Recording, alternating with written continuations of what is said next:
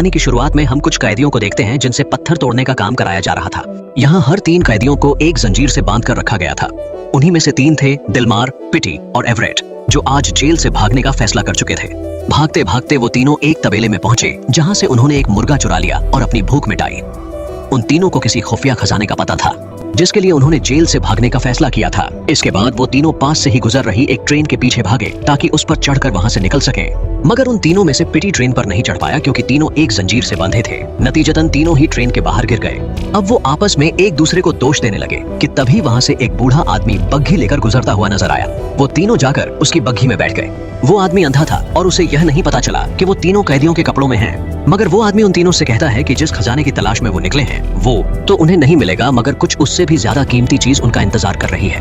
उन्हें ये सुनकर थोड़ा अजीब लगता है, मगर वो तीनों उसकी बात में बहुत ज्यादा ध्यान नहीं देते। अब वो तीनों पिटी के एक कजिन के घर पहुंचते हैं, जहां उसके कजिन का बेटा उन्हें बैंक एम्प्लॉय समझकर गोली मारने वाला होता है। अब वो लोग पिटी के कजिन के पास जाते हैं, जो उनकी जंजीरें काट देता है और साथ ही साथ उन्हें रात का खाना भी खिलाता है। उसके घर पे वो तीनों बैठे बैठे रात के वक्त रेडियो पे एक गाना सुनते हैं जो बेहद अच्छा होता है। अब इसके बाद वो लोग सो जाते हैं, मगर आधी रात को उन्हें एक आवाज आती है। उन्हें पता चलता है कि पिटी के कजिन ने इनाम के लालच में पुलिस को बुला दिया है। अब पुलिस उन्हें बाहर निकलने को कहती है, मगर जब वो पुलिस की बात नहीं मानते तब पुलिस उस पूरे तबेले में आग लगा देती है। तभी वहाँ उस कजिन का बेटा उनकी मदद करने एक कार लेकर पहुँचता है।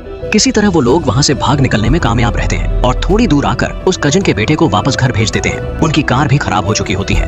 वो लोग एक मैकेनिक के पास जाते हैं, मगर वो मैकेनिक उनसे कहता है कि जिस पार्ट्स की जरूरत है उनकी गाड़ी में वो पार्ट्स 2 हफ्ते बाद आएंगे।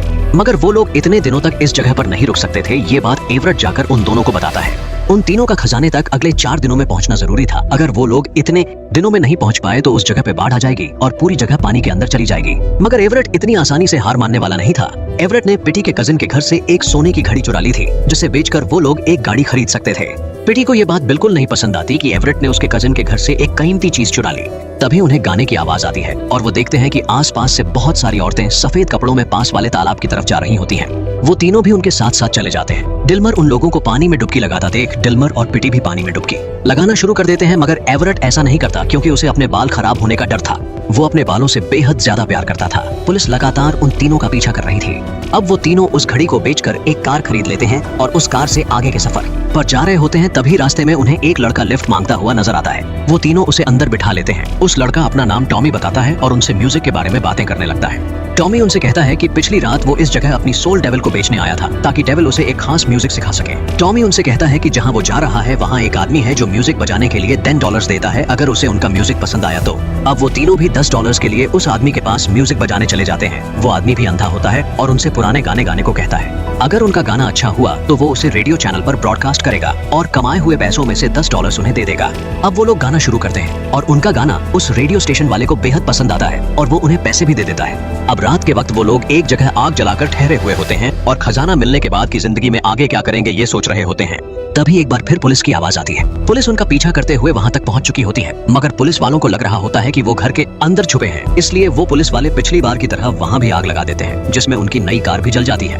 अब कोई दूसरा ऑप्शन न होने हुए वो तीनों आगे के सफर पर पैदल ही निकल पड़ते हैं। तभी उन्हें पीछे से एक कार बेहद तेजी से उनकी तरफ बढ़ती हुई नजर आती है, जिसमें से नोट उड़ते हुए दिखाई पड़ते हैं। असल में वो एक क्रिमिनल था जो हाल ही में कहीं से बैंक लूट कर आ रहा था। कुछ पुलिस वाले उसका पीछा भी कर रहे थे। वो तीनों उसी के साथ आगे के सफर पर निकलने का फैसला करते हैं और उसकी कार में बैठ जाते हैं। तभी वो आदमी कार का दरवाजा खोलकर बाहर की तरफ निकलता है और पुलिस वालों पर गोलियां चलाना शुरू कर देता है। मजबूर होकर पुलिस वाले भी उसका पीछा छोड़ देते हैं। अब वो आदमी अपना नाम गॉर्ज नेल्सन बताता है और उन्हें शहर लेकर जाता है, जहाँ वो एक और बैंक लूट लेता है। अब रात के वक्त गॉर्ज का एकदम से मन बदल जाता है और वो अपने सारे पैसे उन तीनों को देकर वहां से चला जाता है। अब अगले दिन उस रेडियो स्टेशन जहां उन तीनों ने गाना गाया था, वहां लोग आकर उनके गाने की दोबारा डिमांड करने लगते हैं। वो गाना बेहद फेमस हो चुका होता है।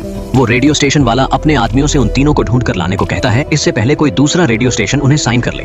अब वो तीनों पैदल पैदल ही आगे बढ़ रहे होते हैं। इधर उधर से खाना चोरी चोरी उनके दिन गुजरने लगते हैं। एक दिन एवरेट एक दुकान से अपने बालों के लिए जेल खरीदने पहुंचा हुआ होता है। तभी उन्हें बाहर एक गाड़ी मिलती है, जिससे वो तीनों चुरा कर वहां से भाग जाते हैं। अब सफर में आगे बढ़ते वक्त जंगलों के बीच उन्हें 3 लड़कियां नदी के पास कपड़े धोते हुए नजर आती हैं। वो तीनों खुद को रोक नहीं पाते और उन लड़कियों के पास चले जाते हैं। कुछ देर बाद उनकी आंख लग जाती है।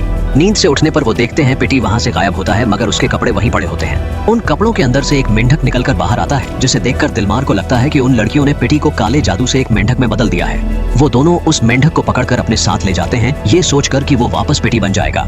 एवरेट इस चीज को लेकर कंफर्म नहीं था कि ये मेंढक पिटी ही है। अब वो दोनों उस मेंढक को एक डिब्बे में बंद करके रख लेते हैं और एक रेस्टोरेंट में बैठकर खाना खा रहे होते हैं। तभी एक मोटे आदमी की नजर उन पर पड़ती है, जो उनके पास आकर उनसे कहता है कि वो उन्हें पैसे कमाने के कई सारे खुफिया तरीके बताएगा, मगर यहाँ नहीं, बाहर खुली हवा में। वो दोनों उसकी बातों में आ जाते हैं और खाना पैक कराकर उसके साथ बाहर चले जाते हैं। बाहर अच्छा मौका देखते हुए वो आदमी उन्हें डंडे से पीटकर उनके सारे पैसे छीन लेता है, उस मेंढक को भी मार डालता है और उनकी कार लेकर वहाँ से चला जाता है। लूट पीट कर अब उनके पास कुछ भी नहीं बचता। अब हम देखते हैं पिटी उन जेल वालों के हाथों पकड़ा जाता है और वो लोग उसे बुरी तरह पीट रहे होते हैं और उससे दिलमार और एवरेट के बारे में पूछ रहे होते हैं। अब अगले दिन दिलमार और एवरेट एक ट्रक वाले से लिफ्ट मांगकर आगे के सफर पर बढ़ रहे होते हैं। तभी रास्ते में उनके ही जेल के कैदियों को इस इलाके में काम करवाने लाया गया होता है। तभी उन दोनों को पिटी दिखता है। एवरेट दिलमार से पूछता है कि पिटी का कोई जुड़वा भाई भी जेल में बंद है क्या। अब वो दोनों कई दिनों के सफर के बाद एवरेट के शहर पहुंचते हैं, जहां एवरेट जेल जाने से पहले रहता करता था। हाल ही में वहां मेयर के चुनाव होने वाले थे और एक कैंडिडेट स्पीच दे रहा था। उसकी स्पीच खत्म होने के बाद 3 लड़कियां आकर स्टेज पर गाना गाती हैं। वो और कोई नहीं बल्कि एवरेट की बेटियां थीं। एवरेट अपनी बेटियों से जाकर मिलता है, मगर उसकी बेटियों को एवरेट की बीवी ने बता रखा था कि उनका बाप ट्रेन के आगे आकर मर गया और अब वो दूसरी शादी भी करने वाली थी। ये सुनकर एवरेट को अंदर ही अंदर बहुत बुरा लगता है, मगर वो कर भी क्या सकता था। अब एवरेट अपनी बीवी के पास जाता है, जो उस वक्त एक स्टोर से ग्रोसरीज खरीद रही थी। एवरेट जाकर उससे पूछता है कि उसने बच्चों से झूठ क्यों कहा।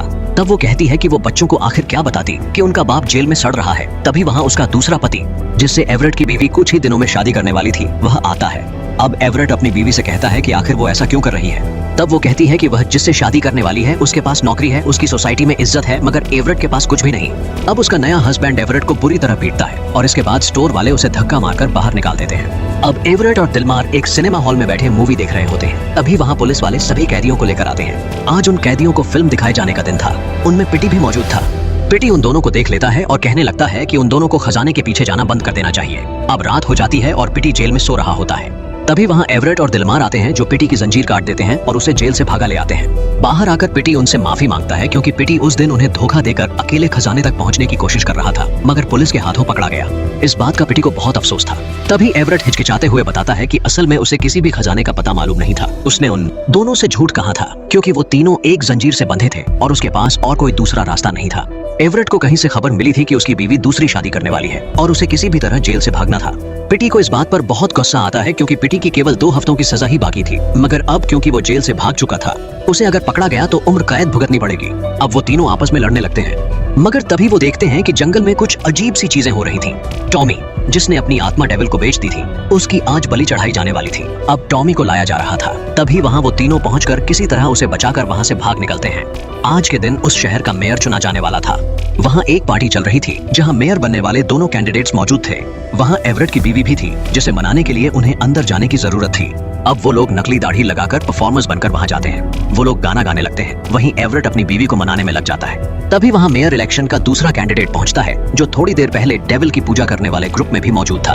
अब वो लोग उस रेडियो स्टेशन वाला फेमस गाना गाना शुरू करते हैं और वो सुनकर सभी लोग उनके लिए चीयर करने लगते हैं। तभी उन पर उस आदमी की नजर पड़ती है और वो गाना रुकवाकर उनके बारे में सभी को बताने लग जाता है कि वो लोग जेल से भाग कर आए हैं और टॉमी ने अपनी सोल डेविल को बेच दी है।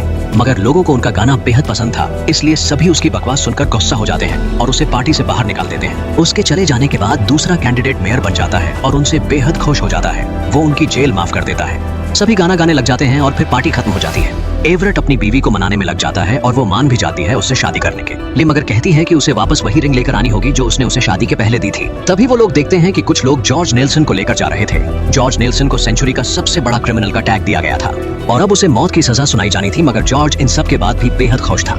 अब अगली सुबह वो लोग ठीक उसी जगह पर जाते हैं जहाँ वो लोग खजाने की तलाश में जाने वाले थे, क्योंकि एवरेट की शादी की रिंग वहीं उसके पिता के घर रखी थी। लेकिन तभी वहाँ जेल वाले आ जाते हैं उन्हें पकड़ने, क्योंकि पिटी ने मार खाकर उन्हें सब कुछ उगल दिया था और जेल वाले वहीं उनका इंतजार कर रहे थे। अब वो लोग जेल वालों को बताते हैं कि मेयर ने कल रात खुद उन्हें माफ कर दिया और जेल से छुड़वाने के ऑर्डर्स दे दिए हैं, मगर उन जेल वालों को उनकी बातों पर भरोसा नहीं होता। जेलर उन्हें खत्म करने वाला होता है कि तभी उनके 4 दिन का समय गुजर जाता है और वहाँ बाढ़ आ जाती है। वो लोग किसी तरह चीजों को पकड़कर अपनी जान बचा लेते हैं और एवरेट को पानी में रिंग भी तैरती हुई मिल जाती है। अब एवरेट वो रिंग लेकर अपनी बीवी के पास शादी करने जाता है, मगर उसकी बीवी एक बार फिर नखरे दिखाने लगती है और कहती है ये वो रिंग नहीं जो वो शादी की शुरुआत में लेकर आया था। इसी तरह कहानी खत्म हो जाती है, मगर एवरेट की बीवी के नखरे खत्म नहीं होते।